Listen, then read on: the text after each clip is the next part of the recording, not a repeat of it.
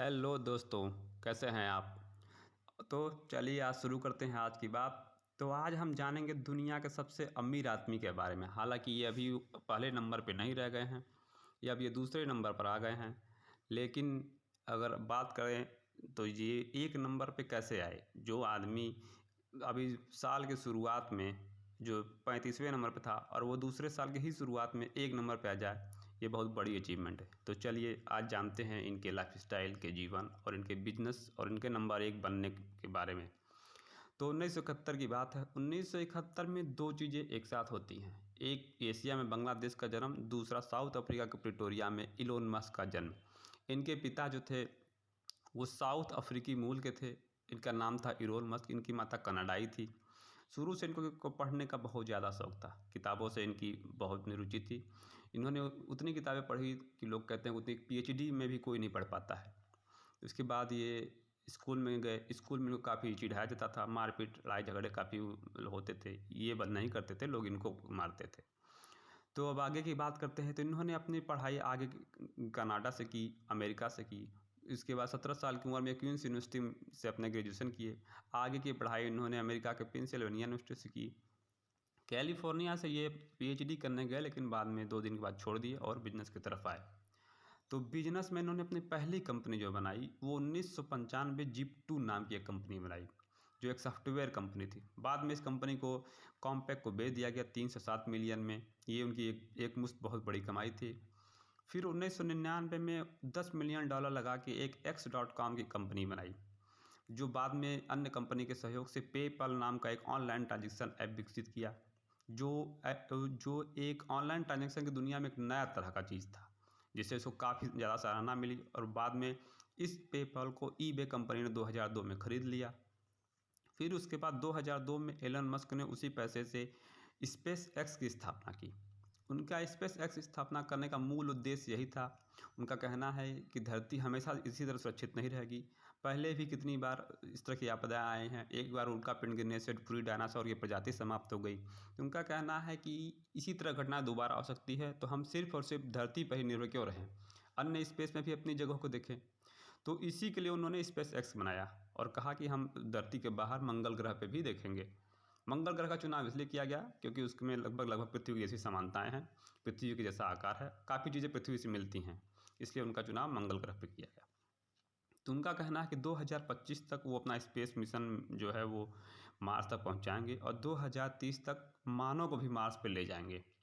सब उनकी बातों से तो लगता है, जिस तरह से उनका इतिहास रहा है, कि वो कर सकते हैं और कर भी लेंगे। अगर आदमी के अंदर जुनून और हिम्मत है तो कुछ भी कर सकता है, जो उनके अंदर बहुत पहले से है और आज भी है।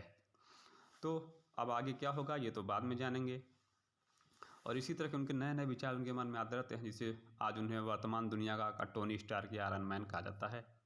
तो चलिए आयरन मैन के आगे की बात करते हैं। तो आयरन मैन यहीं पर नहीं रुका। उन्होंने एक टेस्ला कंपनी, जिसमें आप लोग जानते होंगे, सभी ज़्यादातर लोगों को पता होगा कि टेस्ला कंपनी के संस्थापक इलोन मस्क हैं, लेकिन वास्तव में ऐसा नहीं है। टेस्ला कंपनी की स्थापना 2 अन्य लोगों ने की थी। 2002 में मार्क और मार्टिन ने टेस्ला कंपनी की स्थापना की थी। 2004 में इसके शेयर खरीद के एलोन मस्क उस कंपनी से जुड़े। 2008 से वो इस कंपनी के सीईओ हैं। इसमें 2008 में इसमें से शुरू कुछ समय पहले इसमें घाटा होने के कारण इसका निर्णय लिया गया कि इसका आईपीओ मार्केट में आएगा, ताकि लोग इसमें स्वयं इन्वेस्ट करें और कंपनी का कुछ भी विकास हो। इसके बाद आईपीओ जारी कर दिया गया। उस समय इस आईपीओ की एक आईपीओ कीमत $17 थी। उसके बाद में इन्होंने फिर 2015 में एक आर्टिफिशियल इंटेलिजेंस कंपनी बनाई, जिसका नाम है ओपन आर्टिफिशियल इंटेलिजेंस। 2016 में एक न्यूरालिंक नामक कंपनी बनाई, जिसका उद्देश्य है मनुष्य के दिमाग को कंप्यूटर से जोड़ना और उसके बाद फिर आर्टिफिशियल से लिंक करना, ताकि मनुष्य अपने दिमाग से सभी चीज़ों को कंट्रोल कर सके। तो ये थे इलोन मस्क की कंपनियां, उनके कैरियर, उनका जीवन, सभी के बारे में। तो अब हम जानते हैं कि इलोन मस्क जो है वो इतने अमीर कैसे हुए। जो जनवरी फरवरी मार्च 2020 में 35वें नंबर पे था, वो अचानक 2021 में नंबर 1 पे कैसे आए। तो हम ये जानते हैं कि इतने कम समय में वो ऐसा उन्होंने क्या किया कि वो 35वें नंबर से सीधे छलांग लगाते हुए 1 नंबर पे इतने कम समय में आ गए। तो इसका मूल कारण है उनकी कंपनियों के शेयर। उनकी कंपनियों के शेयर में बेतहाशा वृद्धि हुई। बात करें टेस्ला कंपनी के शेयर की, तो मैंने शुरू में बताया कि टेस्ला कंपनी का जो शेयर है वो शुरुआत में 17 रुपये था। उसके बाद उसमें लोगों का रुझान तेज़ी से बढ़ा। लोगों को लगा कि इलेक्ट्रॉनिक कारों में जो भविष्य है वो अच्छा हो सकता है। उसके बाद अमेरिका के जो नए राष्ट्रपति हैं जो बाइडेन, उनका भी विचार पर्यावरण बचाने की तरफ, सुरक्षित करने की तरफ है और इलेक्ट्रॉनिक चीज़ों को की तरफ उनका ज़्यादा झुकाव है। उन्होंने कहा कि हम इसको प्रमोट करेंगे रिन्यूएबल एनर्जी की तरफ, और जो है फॉसिल फ्यूल हैं यानी जैसे खनिज तेल, उसका विकल्प जो है उसकी तरफ ज़्यादा इन्वेस्ट करेंगे। तो इससे भी अन्य लोगों का जो मार्केट में जो लोग इन्वेस्टर्स हैं उनका रुझान इस कंपनी की तरफ बढ़ा, क्योंकि सबसे बड़ी कंपनी है ये आज के समय में इलेक्ट्रॉनिक मार्केट में, जो इलेक्ट्रॉनिक गाड़ियाँ बनाती है। और इसी कारण से इनके शेयरों में बहुत ज़्यादा उछाल आई। इनके शेयरों की कीमत $17 जो थी उससे सीधे बढ़ते हुए $800 से ऊपर चली गई और इसी कंपनी की बहुत ही ज़्यादा वैल्यू बढ़ गई। आज के समय में यह दुनिया की 5 सबसे वैल्यूएबल कंपनियों में से एक है। आज टेस्ला की जो सब पूरी वैल्यू की बात करें या जो मार्केट कैपिटलाइजेशन की बात करें तो $800 बिलियन से ज़्यादा है।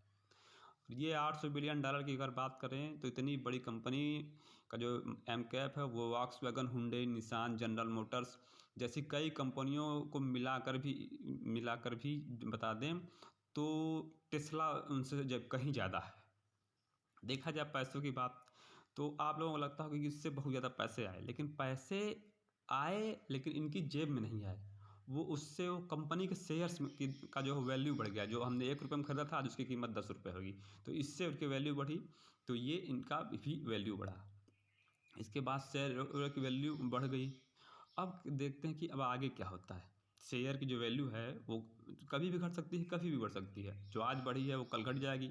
इसी हिसाब से वो जब शेयर की वैल्यू बढ़ी तो इनकी वैल्यू बढ़ी, ये दुनिया के नंबर 1 बने।